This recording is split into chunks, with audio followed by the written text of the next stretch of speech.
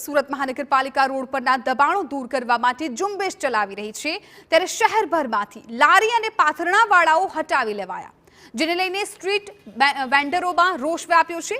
Street વેન્ડરોએ રસ્તા પર થાળી વગાડી અનોખો વિરોધ નોંધાવ્યો। વેપાર ધંધો બંધ થઈ જતા વિરોધ કર્યો અને વેપાર ધંધા માટે પાલિકા અલગ જગ્યા ફાળવી આપે તેવી પણ તેમણે માંગ કરી છે। આગામી સમયમાં પાલિકા જગ્યા નહીં ફાળવે તો આંદોલનની પણ ચીમકી ઉચ્ચારી હતી। આજે લોકો પાસે કામ ધંધા નથી।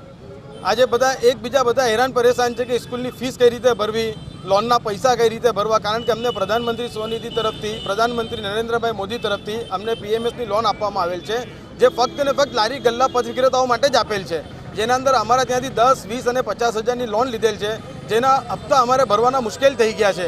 ત્યારબાદ કે અમારી લારી ગલ્લા, અમારો ફળ ફ્રૂટ, અમારો માલ મુદ્દો બધો મ્યુનિસિપાલિટીએ જપ્ત કરી લીધો છે।